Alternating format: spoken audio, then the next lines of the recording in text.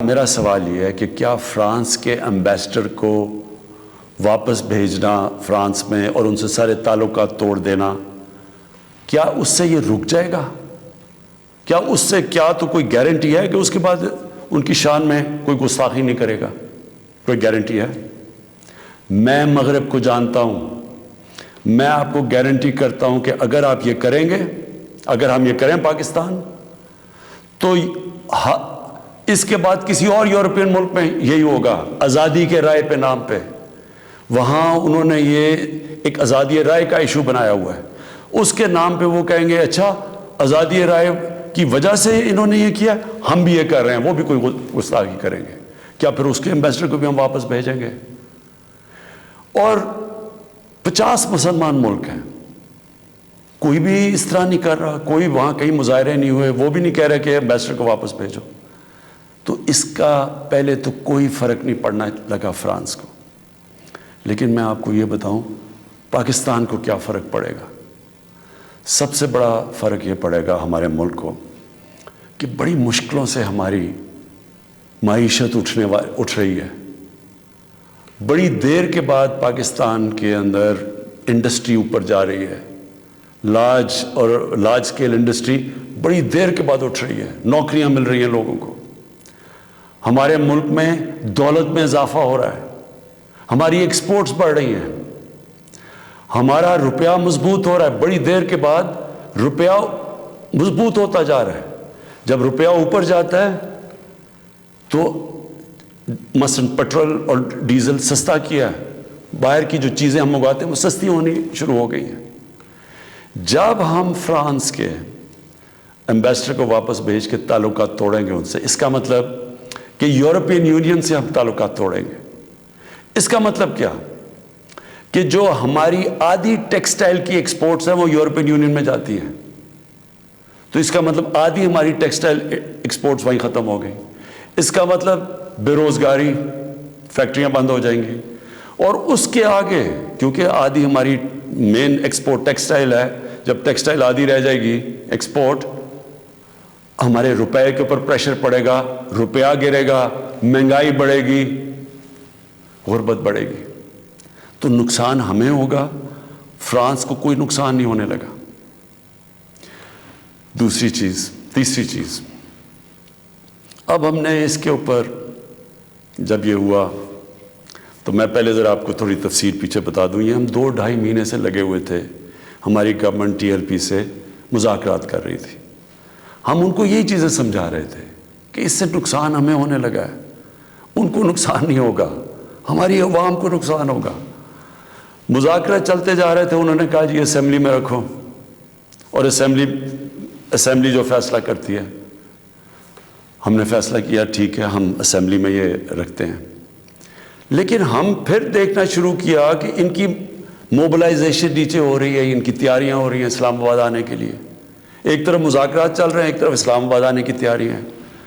پھر ابھی مذاکرات چل رہے ہیں اور ہم نے یہ فیصلہ کیا ہوا تھا کہ ہم اسمبلی میں رکھیں گے اس ایشو کو، تو پتہ چلا کہ انہوں نے پہلے اناؤنس کر دیا کہ جی اب تو فرانس کا اگر ایمبیسڈر آپ واپس نہیں بھیجیں گے تو ہم سارے اسلام آباد میں دھرنا دیں گے۔ تو یہ اس کے بعد یہ ہماری بات چیت ٹوٹی، اس کے بعد پھر یہ اریسٹ ہوئے۔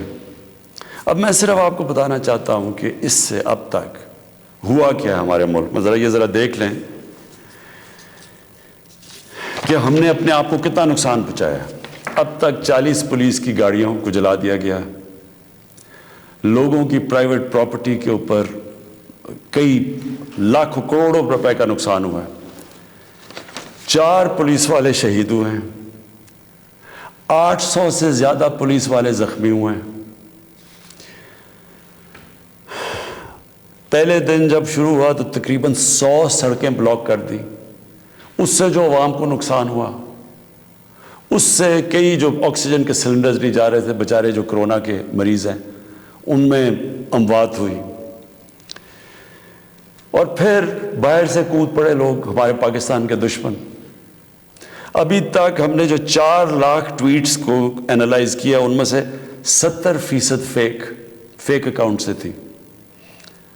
مثلا پروپیگنڈا، جس طرح یورپین یونین کی ڈس انفارمیشن لیب نے جب بتایا کہ ہندوستان کی کوئی 600 سائٹس ہیں، فیک سائٹس، میڈیا سائٹس، جس سے وہ فیک نیوز اور پروپیگنڈا کر رہے ہیں پاکستان کے خلاف، تو یہاں بھی ہمیں پتہ چلا کہ 380 ہندوستان کے انڈیا کے گروپ تھے جو کہ واٹس ایپ سے فیک نیوز چلا رہے تھے کہ سول وار ہو گئی پاکستان میں۔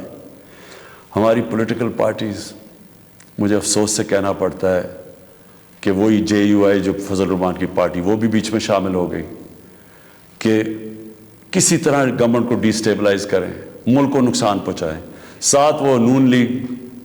اب ان سے میں پوچھتا ہوں کہ جب یہ سلمان رشدی نے کتاب لکھی تھی تو نواز شریف تو پہلی دفعہ پرائم منسٹر بنے تھے، کتنی انہوں نے سٹیٹمنٹس دی تھی، کتنی دفعہ انہوں نے کسی فورم میں کہا تھا کہ اس نے بڑا غلط کام کیا، مسلمانوں کے دلوں کو تکلیف پہنچائی ہے، کتنی دفعہ کسی بھی مسلمان ہیڈ آف سٹیٹ نے کسی انٹرنیشنل فورم پہ اس پہ بات کی تھی، تو آج ان کے ساتھ مل گئے ہیں صرف انتشار پھیلانے کے لیے۔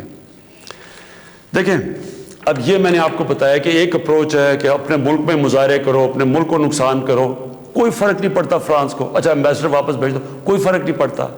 اب یہ سنیں کہ میری اپروچ کیا ہے، مقصد تو ہمارا ایک ہی ہے۔ ہم کیا چاہتے ہیں کہ ہم یہ چاہتے ہیں کہ یہ جو ہر تھوڑے سالوں کے بعد ہمارے دلوں کو تکلیف پہنچائی جاتی ہے، اس کی دوسری اپروچ کیا ہے، یہ اب سنیں میری اپروچ کیا ہے۔ دیکھیں، میں پھر سے آپ کو بتاتا ہوں، مغرب کو میں سب سے بہتر سمجھتا ہوں، میری بڑی زندگی گزری ہے وہاں، میں ان کی سوچ کو جانتا ہوں۔ دیکھیں، سب سے پہلے جو کوشش کرنی چاہیے، جو ہم نے کی ہے، اور میں ابھی بتاتا ہوں ہم نے کیا کیا کوشش کی ہے۔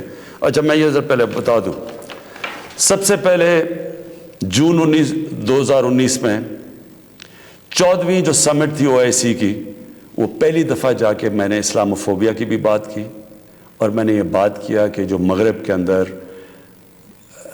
ہمارے پیارے نبی کی بے حرمتی کی جاتی ہے، کہ ہم سب مسلمان ملکوں کو مل کے ہم ایک پلان کرنا چاہیے، کہ اکٹھا اپروچ کرنا چاہیے، کہ ان کو سمجھانا چاہیے مغرب کو۔ دوسرا، میں نے پھر جب سپٹمبر 2019 میں یونائٹڈ نیشنز کی جنرل اسمبلی میں گیا، ادھر میں نے یہ اٹھایا، دونوں چیزیں، اسلاموفوبیا کی بھی بات کی۔ اسلاموفوبیا کا کیا مطلب ہے؟ اسلام کے خلاف نفرت، اور اس نفرت کے اندر ایک یہ ہے کہ وہ ہمارے نبی صلی اللہ علیہ وسلم کی شان میں گستاخی کرتے ہیں، تو یہ ایک ہی چیز اکٹھے کرتے ہیں یہ۔ تو ادھر میں نے بات کی یونائٹڈ نیشنز میں۔ پھر اگلے سال جو 2020 میں یونائٹڈ نیشنز کی جنرل اسمبلی ہوئی، پھر میں نے اسلاموفوبیا کی بات کی، اور میں نے کہا کہ یہ کس طرح 1.25 ارب لوگوں کو تکلیف پہنچائی جاتی ہے۔ پھر یونائٹڈ نیشنز کی ہیومن رائٹس باڈیز کے اندر اور کمیشن میں میری گورنمنٹ نے مسلسل اسلاموفوبیا کی بات کی۔ پھر میں نے فیس بک کا جو CEO ہے مارک زکربرگ، میں نے اس کو خط لکھا کہ کیسے فیس بک کو استعمال نہیں کرنا چاہیے اسلاموفوبیا کے لیے۔ اور پھر جب یہ فرانس میں ہوا، اور جس کے اوپر یہ TLP کہہ رہی ہے کہ فرانس کے ایمبیسڈر کو واپس بھیجیں، میں نے سارے مسلمان ہیڈز آف سٹیٹس کو خط لکھا، اور میں نے ان کو کہا کہ ہمیں جوائنٹ ایکشن لینا چاہیے اس کے اوپر۔ اور اب میں آپ کو سمجھانا چاہتا ہوں میری اسٹریٹجی کیا ہے۔ اسٹریٹجی یہ ہے کہ ہم سارے مسلمان ملک کے جو ہیڈز ہیں، ہم مل کے مغرب کے فورمز میں، یورپین یونین میں، یونائٹڈ نیشنز میں، ہم ان کو یہ بتائیں کہ کیوں ہمیں تکلیف ہوتی ہے جب یہ آزادی رائے، فریڈم آف سپیچ کے نام پہ یہ جب نبی صلی اللہ علیہ وسلم کی شان میں گستاخی کرتے ہیں، کیونکہ ان کو اس چیز کی سمجھ نہیں ہے۔ مغرب کے اندر ان کے جو پیغمبر ہیں، ان کو اس طرح نہیں، ان کا پیار اور عشق جس طرح ہمارا ہے، ہمارے نبی سے ہے، ان کو اس طرح کا نہ، ان کی اس طرح کی عزت کرتے ہیں، اور وہاں بلکہ وہ دین کو ان کے اتنے قریب نہیں ہے جس طرح ہم اپنے دین کے قریب رہتے ہیں۔ اس لیے ہمیں ان کو سمجھانا پڑے گا، اور سمجھائیں گے جب ہم مل کے اکٹھے کلیکٹیولی مسلمان دنیا کے ہیڈز آف سٹیٹس جب ہم بات کریں گے، جو میں یہ ہر جگہ جن فورمز پہ کہتا گیا ہوں، تب اس کا اثر ہوگا۔ دنیا میں تھوڑے سے یہودی ہیں، لیکن وہ سارے یہودیوں نے اکٹھے ہو کے دنیا کو، مغربی دنیا کو بتایا ہے کہ جو ہولوکاسٹ تھا، جدھر یہودیوں کی قتل عام ہوئی تھی، انہوں نے کہا کہ اس کے خلاف کوئی منفی بات نہ کی جائے کہیں بھی، کسی میڈیا پہ۔ آج کہیں بھی، آج مغربی میڈیا کسی ملک میں ہولوکاسٹ کے خلاف کوئی بات نہیں کر سکتا۔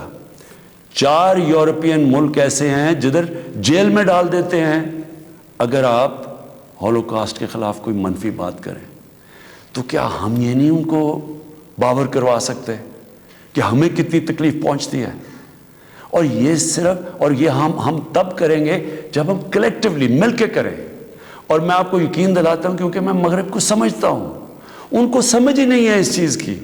جب ہم پروٹیسٹ کرتے ہیں، جب ہم مظاہرے ہوتے ہیں، وہ سمجھتے ہیں مسلمان آزادی رائے کے خلاف ہے، اور وہ پھر بجائے اس کو سمجھنے کے، وہ پھر اور کوئی جان کے شرارت کرتے ہیں ہمیں تکلیف دینے کی۔ اس لیے پہلا تو یہ چیز ہے۔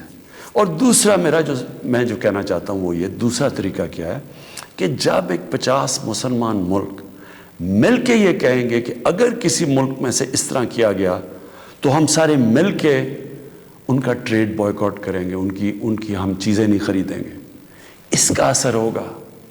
اس طرح ہم اپنا جو ہم مقصد ہے اس پہ پہنچ سکتے ہیں۔ میں نے آپ کو 2 مقصد بتائے، ایک یہ TLP کا مقصد ہے، ہم ساری زندگی بھی لگے رہیں، ہم اپنے ملک کو نقصان پہنچاتے رہیں گے، کبھی کوئی فرق نہیں پڑنے لگا ان کو۔ جو میں کیمپین کر رہا ہوں، میں آپ کو یقین دلاتا ہوں کہ یہی طریقہ ہے کہ انشاءاللہ ایک دن ان کو سمجھ آ جائے گی، اور وہ دن دور نہیں ہے۔ میں آج آپ سب کے سامنے کہتا ہوں کہ میں ذمہ داری اس کی لیتا ہوں، میں ہی اس کیمپین کو لیڈ کروں گا، لیکن میں انشاءاللہ اپنی قوم کو مایوس نہیں کروں گا، اپنے مسلمانوں کو مایوس نہیں کروں گا۔ ہم انشاءاللہ ان کو یہ ایک دن سمجھا دیں گے کہ جس طرح اگر وہ یہودیوں کے لیے سینسٹیو ہیں، ان کو تکلیف نہیں دینا چاہتے، تو ہم تو 1.25 ارب مسلمان ہیں، ہمارے بھی دل ہیں، ہمیں بھی تکلیف ہوتی ہے، اور جیسی ان کو اس چیز کی سمجھ آ گئی، یہ ہم اپنا مقصد پہ پہنچ جائیں گے۔ آخر میں اپنے علماء ان کو خاص طور پہ کہنا چاہتا ہوں کہ آپ کو اس میں ہمارے ساتھ مل کے، میرے ساتھ مل کے میری تائید کرنی چاہیے، ہماری مدد کرنی چاہیے، کیونکہ یہ جو چیزیں یہ جو ہو رہے ہیں، ہمارے ملک کو نقصان پہنچ رہا ہے، اس سے تکلیف پہنچتی ہے۔ ہماری پولیس سے جو ہوا ہے، 800 پولیس انجر ہوئی ہے، ان کو کئی ہسپتالوں میں پڑے ہوئے ہیں، تو اس سے کس کو فائدہ ہوا ہے؟ کیوں ہندوستان کی یہ جو ویب سائٹس ہیں جو اس کے اندر کود پڑی ہیں، یہ دشمنوں کو فائدہ ہوا ہے؟ قوم کو کیا فائدہ ہوا اس سے؟ قوم کو تو صرف نقصان ہوا ہے، اور جو مقصد ہے ہمارا، اس سے تو اس پہ نہیں پہنچ رہے ہم۔ کوئی فرق نہیں پڑے گا کسی مغربی ممالک کو، جو مرضی ہم اپنا ملک کا نقصان کریں، جرم کہیں اور ہو، ہم اپنے اوپر خودکش حملہ کر دیں، یہ کون سی عقل اور سمجھ ہے؟